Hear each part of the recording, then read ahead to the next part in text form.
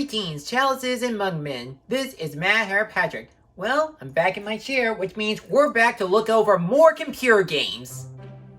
Oh, the imagination, the graphics, and the brain teasing. They are so much fun to watch and play, they deserve some attention. So like before, I will pick 10 games to talk about, one from each development company. There's no time to waste, so let's get to it. Oh, I almost forgot. Still no grades like last time. These are just my personal opinions. Welcome to another episode of the Wonder Reviews. Let's begin this compilation review once again. It's time for Dawn of the Computer Games.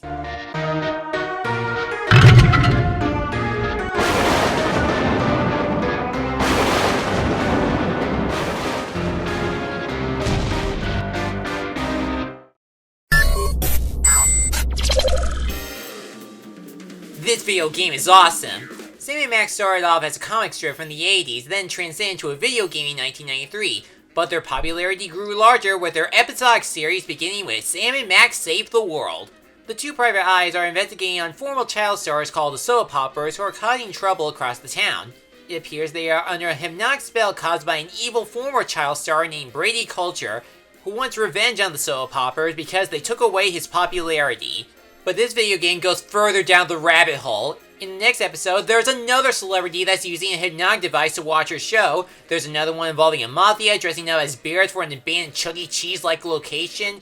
Another one where one of the mafia members used a giant Abraham Lincoln to become president to hypnotize everyone. In the second to last episode, another hypnotic device is created, but this time in virtual reality. And finally, yet another hypnotic device is being used on the moon. It gets stranger and stranger. The best way to describe the Sam & Max series is more like an adult Roger Rabbit cartoon. It contains unique characters, either human or anthropomorphic. You got a conspiracy theorist that works at an inconvenience store with a hefty price, a woman that constantly changes jobs in each episode like a psychiatrist, matchmaker, and the president of Canada, and a rat living in Sam & Max's apartment that is likely a criminal. Yet these characters are so wacky, it's really interesting, and they are three-dimensional. Even Sam and Max are crazy as everyone else here. They always fight on the phone whenever it rings, they like to go on a road rage, and their plans to save their world can lead to some consequential results, like they had to go on a TV cook show to bake something using unhealthy and dangerous herbs and spices. You want to use the sulfuric acid sparingly. It can easily overwhelm the other ingredients. So this is how Pencil and her alliance learned how to make oil stew. But my only personal problem with the game is that it does get repetitive fast where they repeat the same problem that everyone is acting crazy because of the hypnosis. Don't any of these villains come up with any other plans to take over the world?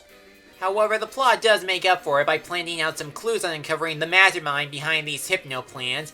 The puzzle solving on this point-and-click adventure can be challenging, and the comedy is actually effective. They are always causing some sort of trouble on the road or anywhere else, and it's a lot of fun. Whenever problems occur, I can always count on Sam & Max Freelance Police. It feels good to be back in the old saddle, doesn't it? You've been watching too many John Ford movies again. Let's go beat up some thugs. This game was pretty unique. The Manhole is one of the earliest games made by Cyan Worlds, the same people behind the Myst games. It started off as a floppy disk in 1988, but when it reached the 90s, it got a lot more engaging. The locations and characters look something out of an Alice in Wonderland story. A rabbit living in a fire hydrant, an elephant that sails the river and the rabbit's cup of tea, and a cool looking dragon that makes you biscuits. Alright, you're cool. Let me warm it up for you. The catch to this game is, like Wonderland, there is no plot, no goals, or even ending to a log.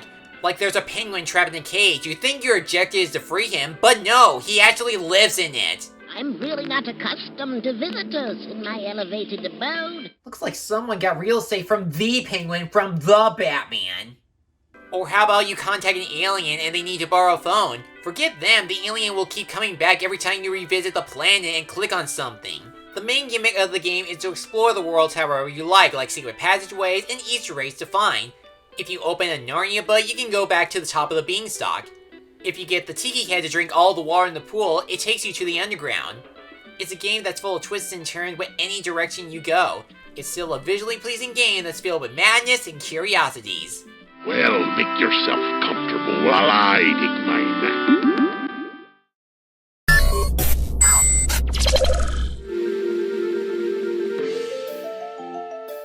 VeggieTales is a computer anime show that features talking vegetables telling biblical or original stories to share a moral lesson.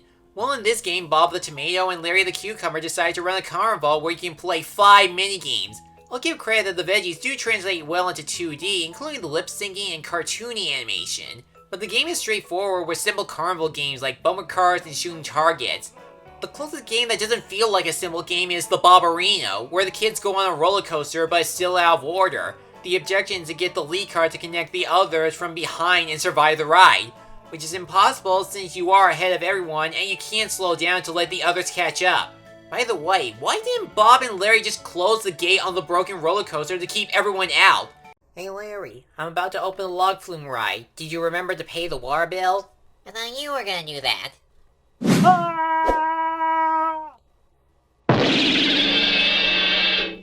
Maybe we should make balloon animals. The only minigames that were entertaining is the dress up and silly songs with robots. Like in Dress Up, they not only contain normal goofy hats and accessories, but some costumes were actually from the show. And in Silly Songs with Robots, it contains songs from the cartoon like the Hairbrush song or the Pirates Who Don't Do Anything. Veggie Carnival is a harmless and fun carnival game, just needs a refurbishment. See you soon! Right on. Oh, that one was just terrible. What?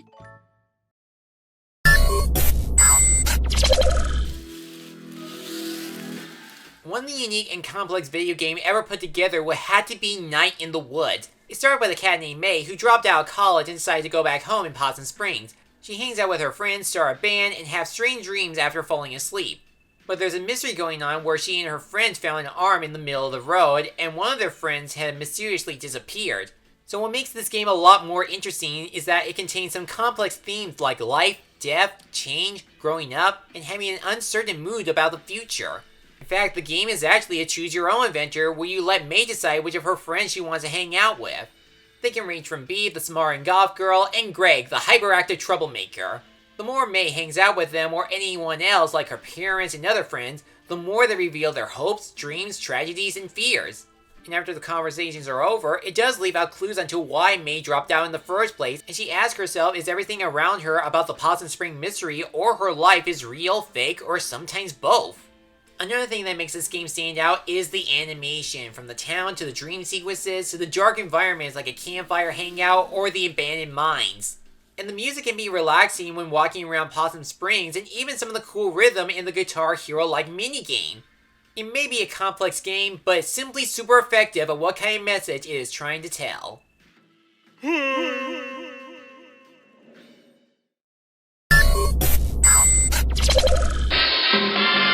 While Humongous Entertainment was overloaded with putt-putt games, in my opinion, Spy Fox is my favorite among all the recognizable series. There's a lot of memorable characters that appear in all the games, and of course, it is considered the most challenging in the Humongous games. The first Spy Fox game is called Dry Cereal. In this mission, Spy Fox has to stop an evil James Bond-like villain called William the Kid, and disarm a milky weapon of destruction. What does it do? It's a rocket filled with milk which William will use to flood the Earth's capital, framing all the dairy cows, and force everyone to buy nothing but goat products such as goat milk. Yes, there's already a bunch of spy animals and detectives like Secret Squirrel, but what makes Spy Fox different is that it's meant as a parody of popular secret agent series like James Bond and Get Smart. In fact, some of these characters fall into the typical spy characters. The strong independent woman that may be the hero's love interest, the quirky professor, and the other hot woman that's possibly a sinister snake. Or for this matter, an evil cat.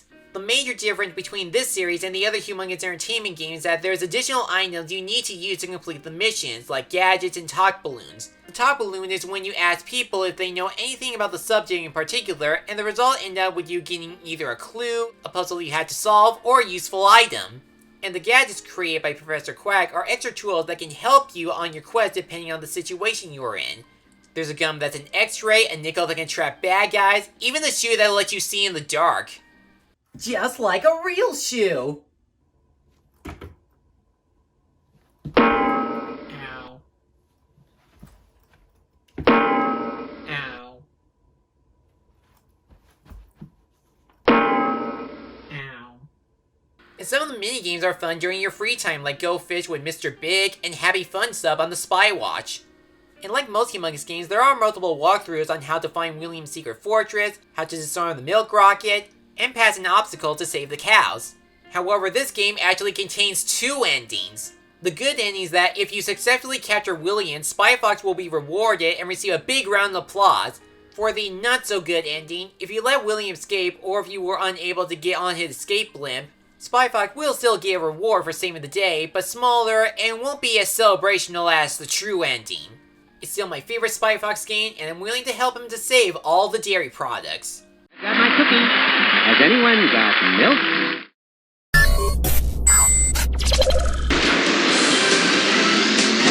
This toy line was popular for a while. Tonka is a toy set on construction vehicles and mostly trucks. There was Tonka Construction, Search and Rescue, Garage, and a few others. But did you know they did a racing game? In this game, you get to customize racetracks, burn rubber on tracks, and upgrade your vehicles. This was also the most boring of the Tonka games I ever played. I have no objection on making a Tonka racing game, but something about it is so uninspiring. I realized the reason why I play the other games like Construction or Garage is that there was a variety of mini-games that tasked you to help the characters in the Tonka world. And with every Tonka vehicle you were given, it felt like you were in charge of riding them and helping everyone on the job. Here, there's no goal to achieve other than to break some world records like the longest track, fastest time trial, winning some races, and epic crashes. As for the games presented in this, there's like only 3. One you can upgrade your vehicle after winning some races, another one you can make your own racetrack, and the last one is a race in a time trial, 2-player mode, or going up against a Tonka character. Yet even the racers you do face in versus mode, they barely say a word. How funny would it be if you were racing against a crash dummy? Or what about aliens? There's so much you can do with these guys. We will avenge our supreme leader, Oxide. The only way I can see it work is if they add more mini-games on repairing race cars and tracks, like give the vehicle some gas, change the tires, tow it up after it crashes, or since racing is the biggest thing in the world, they could at least host a World Tour Grand Prix and give these racers some screen time. Tonka Raceway is an interesting concept, but this gameplay is about as flat as a broken tire. I've just learned from race officials that we're looking at an award-winning driver.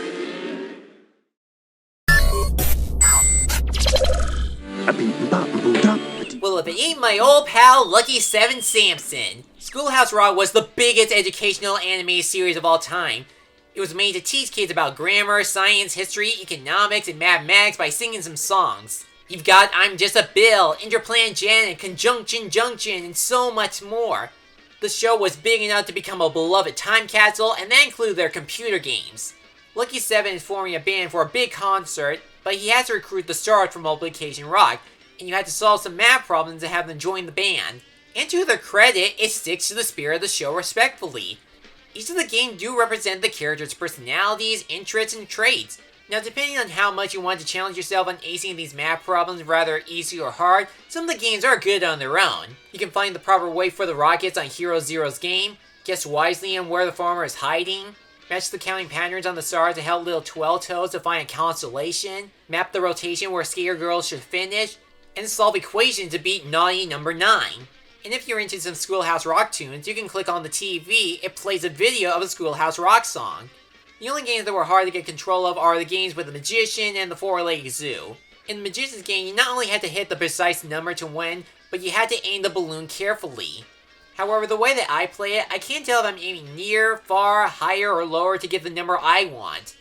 The same applies to the Four-Legged Zoo, where you had to get a specific number animal in the pen, but you're having a hard time getting the dog to hurry the animal into the cage.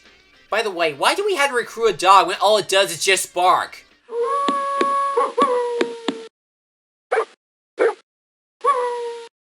Yeah, can we get the judge's take on that? I thought so. Oh, and I should point out that not all the main characters from Multiple Rock are in this game. There's no Noah from Elementary My Dear, the Balloon Kids from I Got 6, or one of the Angels from Good 11. I'm pretty sure they still would have made games out of them, like Match the Animals for Noah's Ark, or do more multiplication, division, subtraction, or additions on the balloons. When you get the band together, there's actually a cool bonus level. You roll the dice, move a square, and you had to answer some math questions as well as guessing the Schoolhouse Rock song, along with receiving bonus points, shortcuts, or traps. You do get coins to fill up your piggy bank, but the money is only used on the bonus level. You will get them based on how you complete the challenges on its level. Schoolhouse Rock is still an unforgettable treasure, and playing Math Rock has brought me some pleasure. Remember Lucky 7 Stanson? That's his natural born name. He likes to play with his friends for a math game. Because he is born beneath a lucky star. Watch him slide that guitar.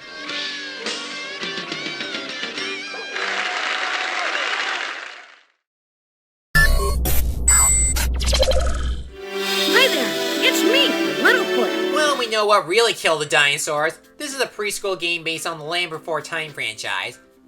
Okay, I like Don Bluth's The Land Before Time. It is a harmless game for little kids, but in execution, the premise is about as inconsistent as sequels. The Great Valley gets deserted after some meteor showers, so Littlefoot and his friends try to restore the land by finding color seeds.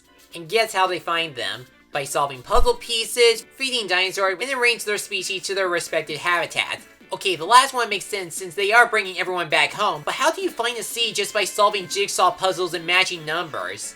Oh my, you make nice picture. If I solve a Rick and Morty puzzle, I didn't win a portal gun. Some like Chomper, Littlefoot, and Spike's games make sense since you are traveling and searching for the seed. Though I will say that Spike's scavenger hunt maze can get tiresome fast. Not to mention that the animation on Littlefoot and his friends are barely animated. It's practically eliminated with some animated errors that don't sink in. A fine game to learn shapes, letters, and numbers, but this game feels lazy as a Stegosaurus. Then again, I wouldn't expect anything else from a Land Before Time game.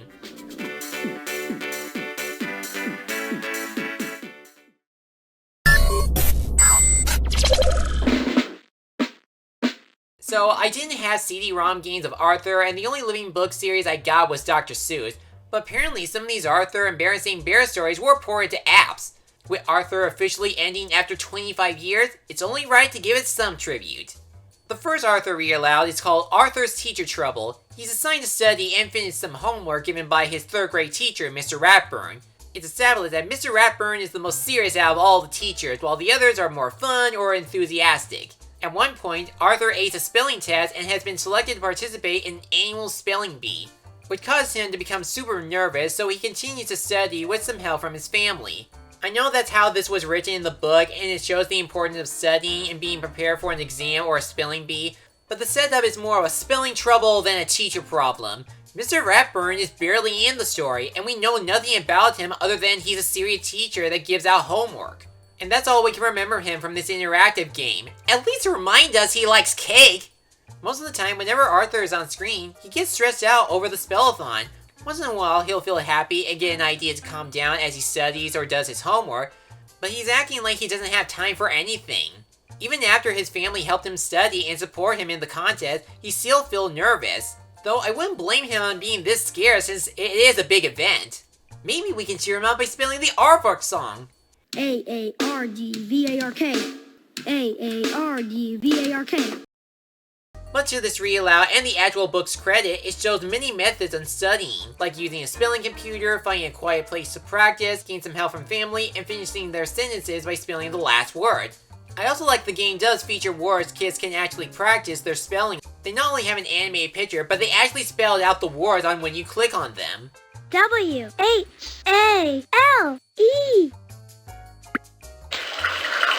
And as always, the Living Book games have some fun point and clicks. There's a paper airplane that's the running gag, dressing Mr. Ratburn up into something snappy, and a whole bunch of cartoony moments. DW. Arthur's Teacher Trouble is still a good story and a fun game that is I-N-T-E-R-A-C-T-I-V-E.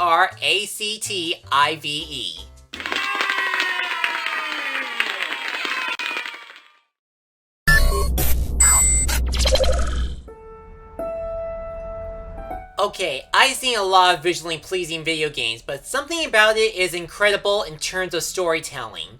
It stars a girl named Vela, played by Masasa Moyo, and a space boy named Shay, voiced by Elijah Wood, who have their own adventure that connects this entire game. Vela is a rebel baker that wants to destroy a monster called Mogchathra to stop the sacrifice of maidens across the land. And for some strange reason, these ladies seem unrealistically excited and cool throughout all of this.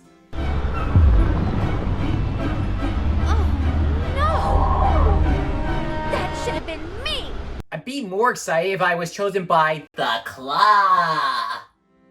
Shay is a space adventurer that's bored on going on these Nick Jr. missions and wants to go on a real mission.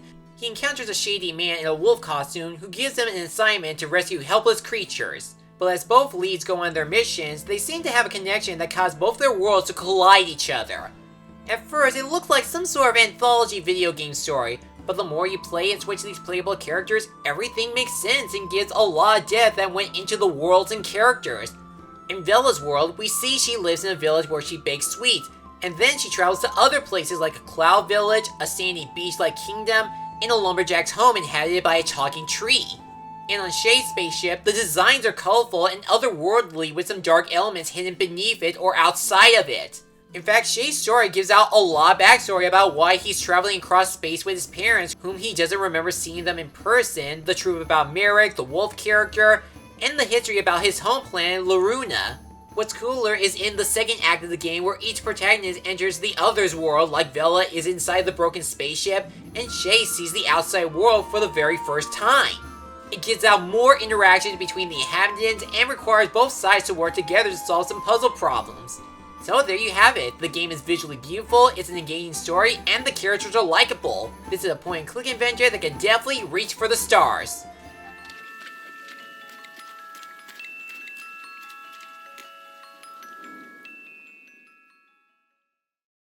And that's it for this year's Computer Games compilation. Thank you for joining me on Dawn of the Computer Games, and I hope you have a fun time looking back on these games. Whether they were good or bizarre, they were definitely a blast from the past, but it's time to go outside and get some fresh air. I'm Mad Hatter Patrick. Now if you'll excuse me, I'm going to ride a roller coaster. Whoa!